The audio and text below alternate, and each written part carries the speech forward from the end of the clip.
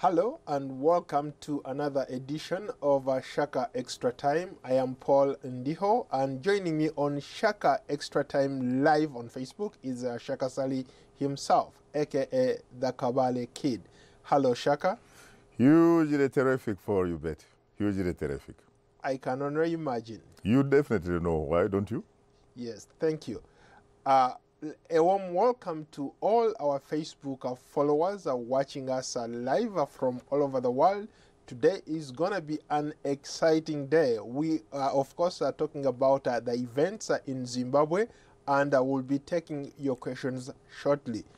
Shaka, today, what a remarkable day in the history of Zimbabwe and on the continent. Remarkable indeed, and to be very honest with you, Paul, I can't find the exact or the right words with which to express myself about the events in Zimbabwe. You're talking about end of an era? Absolutely, it's end of an era because, let's face it, Robert Gabriel Mugabe was the leader of Zimbabwe since April 18, 1980. And it is only today, my friend, which is of course Tuesday, the 21st, 2017, that he steps down. And he actually steps down, frankly, as a paper president. Somebody tried to characterize him because guess what? He even tried, in fact, to hold a cabinet meeting earlier today. And the cabinet members or whatever sort of snubbed him, really, because they didn't think that he had any power any longer to exercise. You know, last week, you and I were talking about a creeping coup. Now that creeping coup has resulted into the resignation of Robert Gabriel Mugabe. What a day. Very interesting, and let's face it, Robert Mugabe will go down in history. First of all, frankly, as at least someone that had the opportunity to interview him, I can tell you that the man was remarkably articulate, remarkably charismatic, remarkably very proud as a president, of course, of Zimbabwe, and also as an African statesman. Interesting. What led to this? Did it have to go this way? President Mugabe is a liked man. He was liked for all these years. The people who kept him in power are the same people who have taken him out of power. What does this say about African leaders staying too long, perhaps in power for, I guess, personal reasons? Especially, in fact, when not only do they stay long, but they end up, in fact, personalizing the state. The control of the state pretty much becomes like a farm, like a personal farm. Everything is like a personal property. They disregard, for example, the existing or obtaining state institutions, for example. So they actually become the state, so to speak.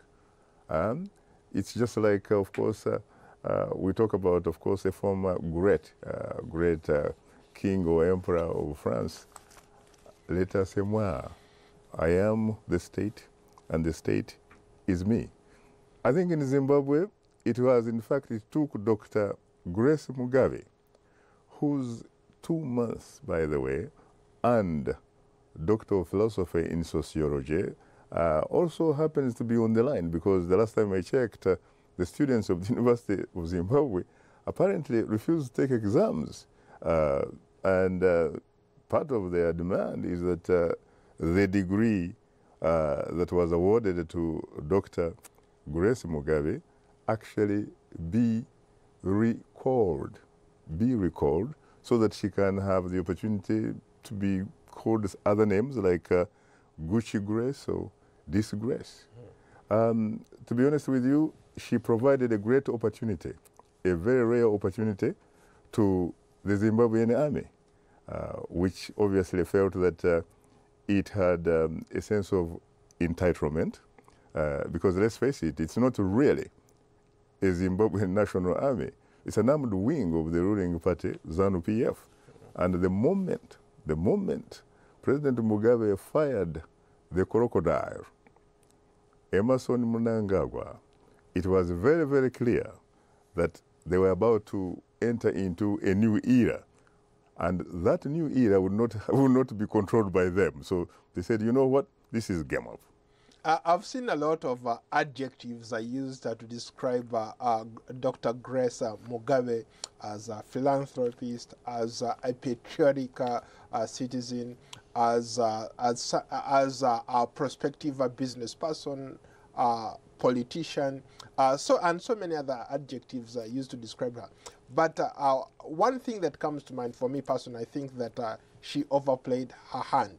Do you agree with that kind of assessment? She definitely did, but she came very, very close, very, very close to pretty much getting really whatever she wanted.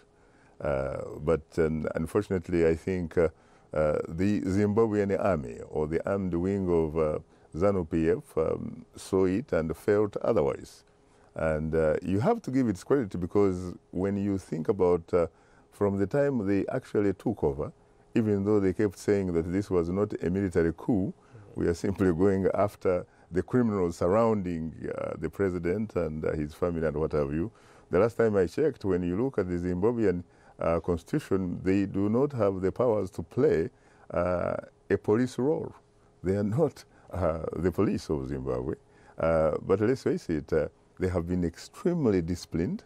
And you also have to give it to the people of Zimbabwe, because let's face it, when you think about the manner in which they have behaved, and you're talking about people behaving in the context of a country that is impoverished, you have not even heard a single report of looting or any attempt of that. So you really have to give credit to the people of Zimbabwe, the National Army, and everybody involved, even including, of course, the opposition. You just brought up an interesting point. Maybe a lot of people on social media, before we got the comments, they're saying that General Constantino Chiwenga should actually be the president, because he has managed really to, he's become the hero of sorts to bring about change in Zimbabwe, instead of giving it to Emerson Mnangagwa. He definitely has earned it, if you will, but then again, he is a loyal soldier, and he takes instructions from his boss, the crocodile. But I think that he has a great future. If he really wants to be in politics, it's quite possible that at some later point, he could actually become president of Zimbabwe, especially if the goodwill from the Zimbabwean people remain. You know, as I saw events in the Zimbabwean capital, Harare, to be honest with you, Paul, I was reminded by the same events that I actually saw through newspapers, magazines, and what have you, back in 1974 in Lisbon, the capital of Portugal, when the captain's coup brought an end to a dictatorship, and hence the end of the Lusophonic colonial power in Africa. We're talking about Mozambique, Angola, Cape Verde, Sao Tome and Principe, and of course Guinea-Bissau. So to be honest with you, you had soldiers in tanks, you had soldiers in the APCs, you had soldiers having these basic personal rifles, receiving flowers from beautiful young Portuguese women and men, you know, thanking them for the effort that they had just completed. And you can see the same kind of optics really playing in the capital Harare. It's incredible, and I think this is a very, very proud day for Africa, because this is one story, frankly, when you think about Zimbabwe, for so many years, we're talking about probably since 2000, especially since Mugabe took away the farms from white commercial farmers, who are about 4,500, and apparently who controlled the country's economy and controlled more than 75% of the prime land in that particular country. We have not seen a lot of interesting stories coming out of that particular, country. But this one is huge, really. This is huge. You have a very proud people, a people that are very disciplined, a people that have reason really to be happy. And I hope that this happiness does not end with the stepping down of President Mugabe, but hopefully with the incoming president, so that probably he can actually include all the main stakeholders as far as the country is concerned, so that they can together chart the way forward, at least in a sort of context that you would characterize as a democratic dispensation. Let's go to comments. Let's start in Uganda. Interesting. Adona Bosco wants to know if you think what happened to Robert Mugabe will make African dictators plan for their exit soon, or will it make them re-strategize to stay longer? Well, you see, Mugabe is not the first dictator that has lost power the way he has. There are so many others that lost power, even in different circumstances. You talk about people like, the brother leader. You talk about brother leader Colonel Muammar Gaddafi, a man who ended up hiding in a pipe, and eventually you find his body actually in a butchery. The man had been in power for 42 years, Paul. And then you talk about people like Mobutu Sese Seko Wazabanga, of what was then Zaire, now the Democratic Republic of Congo, a man who had been in power for 32 years, and you remember that it was a few countries in that particular neighborhood acting as nyamparas of some external powers in order to get rid of that man. And yet, in that particular region itself, apart from probably a former Angolan president, José Eduardo dos Santos, who after 38 years has stepped down and in fact presided over a peaceful transition of power from himself to someone else. A lot of those people in the neighborhood, talking about Sassou Nguesso of the Republic of Congo, or used to be known as Congo Brazzaville. The guy has been there, almost about 32 years. Then you talk about Yoweri Kaguta Museveni. He has been in power for 31 years, and in fact, as we talk, he is in the business of trying again, one more time, to do what some people characterize as political constitutional shifting of the goalposts, so that they can remove the age limit of 75. He says people around that age are discriminated against, so that in fact he can become a presidential monarch. I hope Mr. Museveni takes a leaf, really, or borrows a leaf from Harare, because in fact, when I remember last week, he was one of the few African leaders that initially characterized the effort by the Zimbabwean army as a coup, and that they should restore the country to a constitutional order. I guess he realized that, you know what, it could happen to him.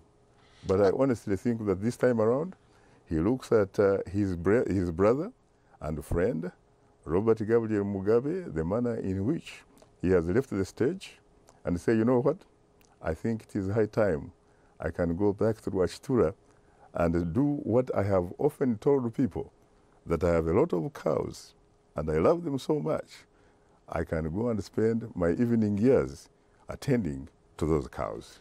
Let's go to Nick in the United Kingdom. He says, hooray, hooray, this has been a long time coming. Good riddance, the people of Zimbabwe, more power to the people of Zimbabwe. And he continues to say that it reminds him of the 1989 coup that saw this guy from Romania, Nicholas Ceausescu, being overthrown. That's exactly what the people of Zimbabwe did. Very interesting, but a little bit different, because Nikolai Ceausescu did not get the opportunity, for example, to get what I would characterize as a dignified, humiliating exit. Because for him, the people came to the palace, and the security forces refused to protect him, and he started running with his wife. And then he was arrested by the security forces. They had a very quick or a sprint type of, kind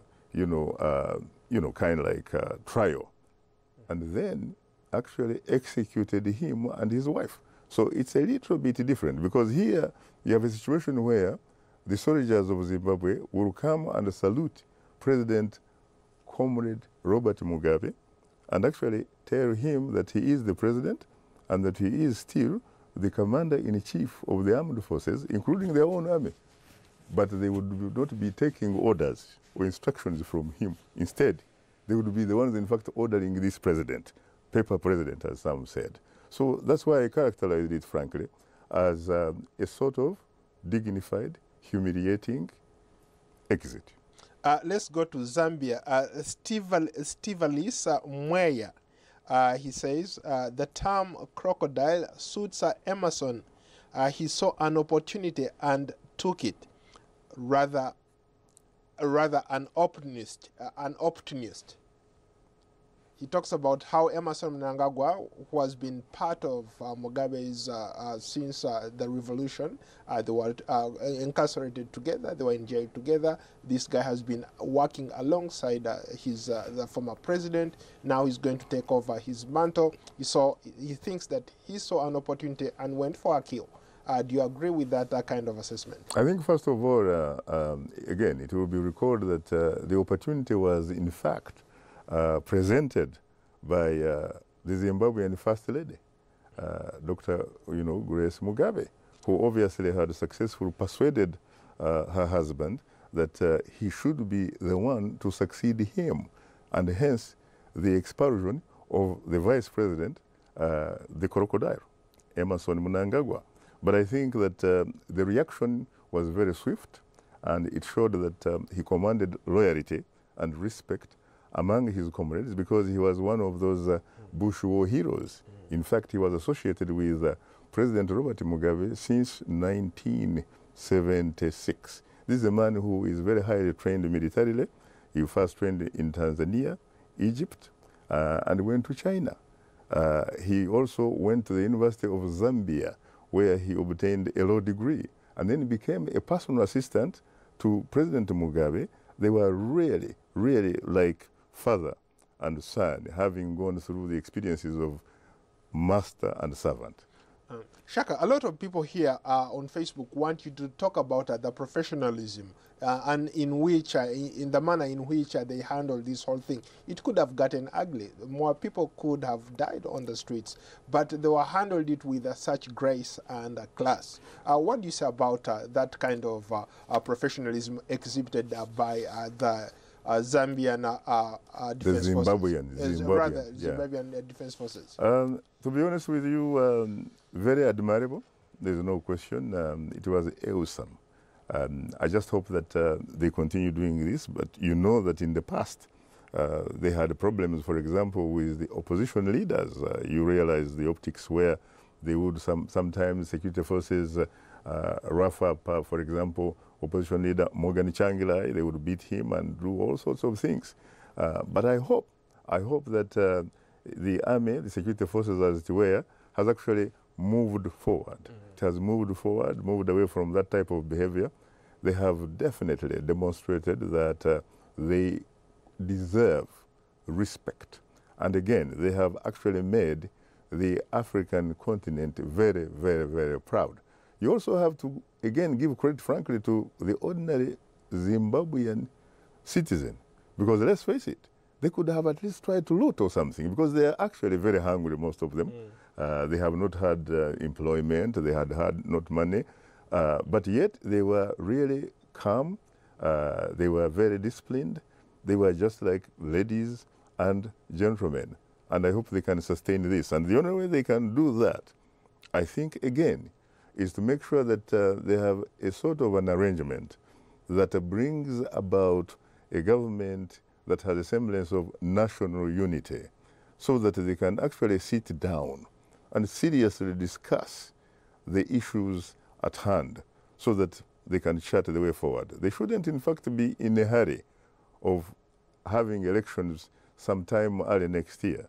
They should probably have an interim government for 2 or 3 years or whatever, and actually make sure that they put in place They put in place the rules of the game that are respected by everybody, so that at least for the first time, since independence really, they can have an election that is credible, an election that is whose results is verifiable, an election whose results represent and reflect the will of the people, and not the will of the gun or the will of the individual that announces the results, or the will of the people that are privileged to count the votes. Let's go to another Facebook comment from Grassle Mogami. The unprecedented developments we have witnessed in Zimbabwe, culminating to his resignation, is good news to those leaders pushing their wives, sons, and daughters to inherit their seats. And he gives an example of DRC, Uganda, and Rwanda. Well, of course, you even have Cameroon. You can talk about Equatorial Guinea, where Teodoro Obiang has actually been in power for 38 years. And as far as the country is concerned, it's just like a personal property, personal farm. And his vice president, as you know, happens to be his son. His son is vice president. And they control everything, including perhaps the oxygen that people actually need in order to breathe and stay alive. You know, we don't seem to be getting any comments supporting dictators to stay in power. Let's go to another comment from Edison Monday. He says, let other dictator presidents we have in Africa learn from Mugabe's fate. When the nation says they no longer want your service, you must live in peace. Yes, Not indeed. wait until they kick you out. Yes, indeed. And frankly, let's face it, these dictators sometimes are contributing some positive things, really. But because they overstay, abuse power, and are so contemptuous of their own citizens and what have you, to the extent that they almost deal with them as if they are actually sharecroppers. I think that they should take, again, they should really borrow a leaf from what has just happened in Harare.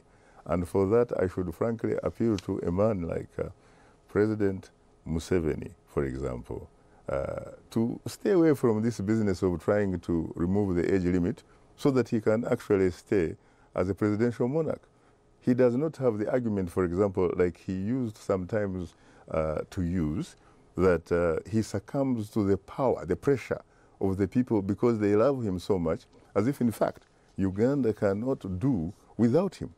I think it is time that some of these individuals, sincerely, who look at themselves as uniquely gifted, as people who are sort of political God's gifts to their countries, it's a high time they looked themselves in the mirror and said, you know what, I think I have done enough, I've made enough contribution, let me go, let me step aside so that someone else can come, pick up the baton, and see where he can take the country.